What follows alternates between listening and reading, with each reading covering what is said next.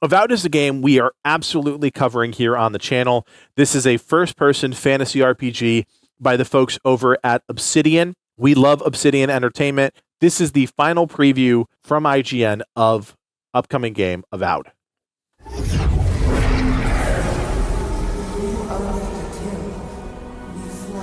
Even after the positive preview for Avowed this summer, I found myself wondering if it was a fluke. Maybe it was just a fun mission.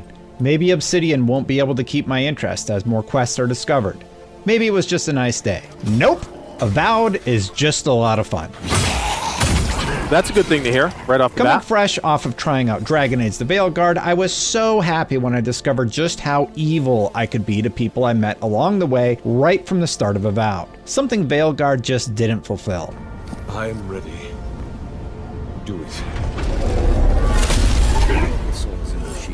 From the start, I had one NPC dropping F-bombs because I was going to leave her in prison. A short while later, a duo would try to intimidate me on a bridge only to meet a swift demise. I wasn't in the mood for their nonsense, I just wanted to be evil, and while I could have handled it the nice way, sometimes being evil is just more fun. Another win, but who's counting?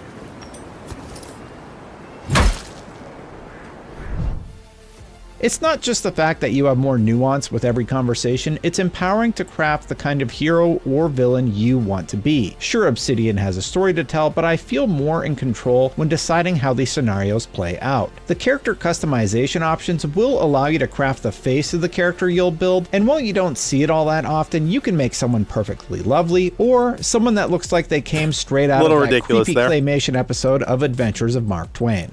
Try to survive. Same thing I do every day. Even the vendors have unique banter. I had the chance to meet the ex-husband of another nearby vendor, and the two would talk badly about each other because of their failed marriage. Another vendor had a past relationship with my companion Kai and warned him not to cross her again. These little beats do a lot to make the world feel like it has a history, and you'll uncover more of that as you adventure. I love these dangling threads that are teased throughout the playthrough. Hopefully, I get to tug on some of them and see how deep each story goes. Kai, I told you not to show your face around here again. On the combat front, I also immediately noticed improvements, especially in the sound department. Obsidian clearly spent a lot of time working on the audio and combat flow, and it's immediately noticeable. The sound spikes are so satisfying to hear when you've stunned an opponent and can execute a flurry of blows or bullets, or when using stealth and you're able to execute your prey with an ethereal blade. And one addition we got to see for the first time was the ability to use third-person or first-person combat. Both feel great, and while I personally opted for the first-person perspective most of the time, third-person is looking and feeling good too. The only slight gripe I have is that the movement can have a bit of that floaty Obsidian style to it in third-person, but that doesn't affect combat all that much. Watch out! And while I'm discussing minor complaints, knowing full well that Obsidian still has months of polish time left, I did feel that your companion Kai was a bit too handholdy with his tips at times. There were a few moments when I was simply scavenging for loot and found him whispering tips about a puzzle in my ear. I think there's something on the upper floor. We might be able to reach it from outside. I know Obsidian is trying to help out new players, but it takes away from that feeling of accomplishment you get when solving the mystery for yourself. Kai, I know how to solve the puzzle, okay? Like, give me a second. You got everything you need to fix up your armor. Let's head to camp. But to get back to the positives, loot was also a highlight, even early on. Upgrading from a bow and arrow to an arquebus felt awesome. And even though I probably said arquebus wrong, the trade-off with the rifle is that it has a long reload time, but once you've upgraded your abilities with it, you'll unlock faster reloads and more damage. And the ragdoll physics add to the fun factor as well. Yet again though, my time with Avowed felt all too short. And make no mistake, there was plenty to explore in this small area. I found a spider cave where I took on a spider boss. I found the entire hour-long demo that we had the first time we played Avowed, and a plethora of small stories within the world, like this one guy who happened to be missing a ring and trying to find it. And I left wishing that Obsidian had given us more time to play, but that's a good sign. And so far, everything seems to be coming together in what I can best describe as a really fun RPG. But more importantly, it feels like an RPG where I'm in control of my own destiny, and while the decisions I'm making will have consequences, I love knowing that I get to be the one directing the orchestra, so to Can't speak. with that face. We'd be most appreciative, of course. In both of my hands-on sessions with Avowed, I've only been able to see the Dawn Shore section of the map and not much more. I do hope there's plenty of content here, but I'd really like to see more given how close the February release date is now. When I asked Obsidian about this, they promised several biomes would be explorable, and that will no doubt add a lot to the visual diversity of the world. I just wish we could get a peek at it beyond the footage from the very first gameplay reveal from many months ago.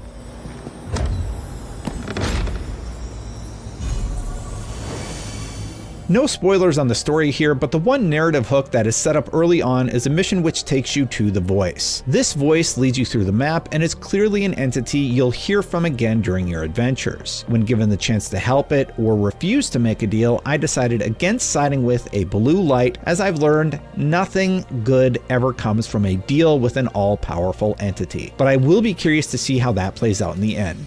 The Voice did not seem happy.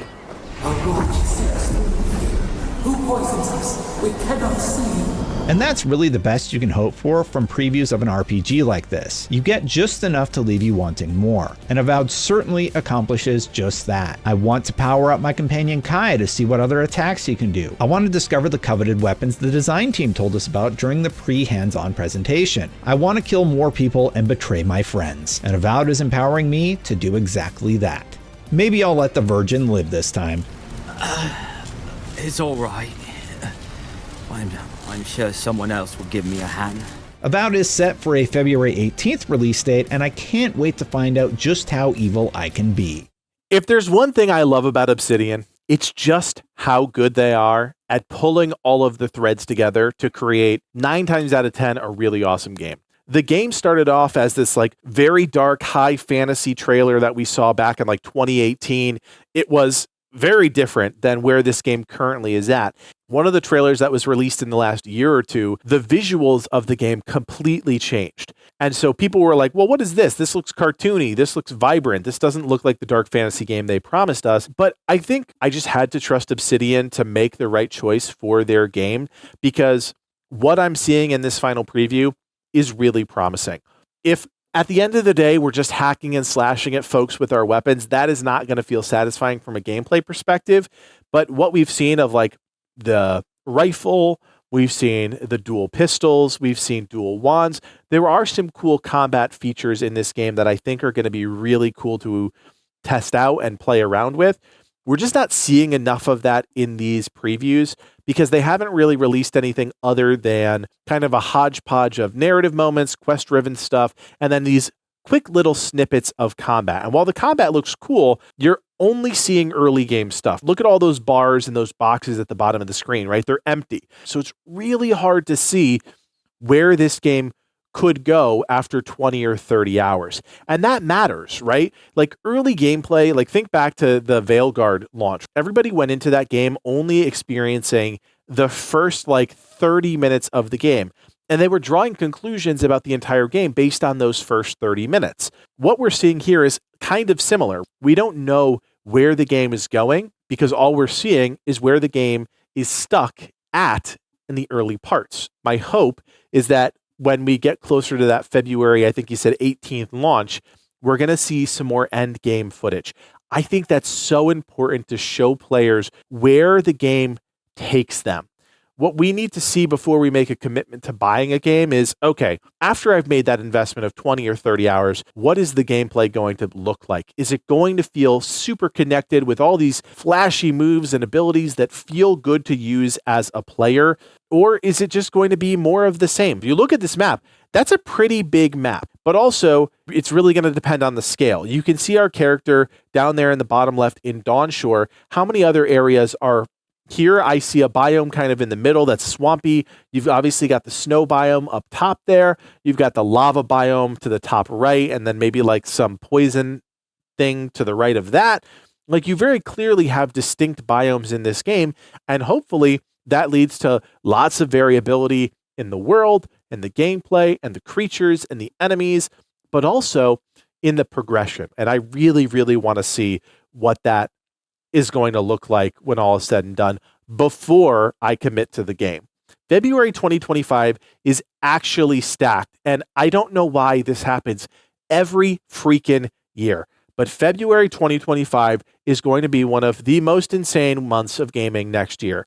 You've got Avowed, you've got Assassin's Creed, you've got Monster Hunter, you've got Kingdom Come Deliverance 2, and I do fear that Avowed could be the one that falls by the wayside. It's going to be between, are you going to play Avowed or Kingdom Come Deliverance 2? You're also going to see a huge chunk of folks play Assassin's Creed or Monster Hunter and not pick up Avowed because Avowed is the unknown quantity.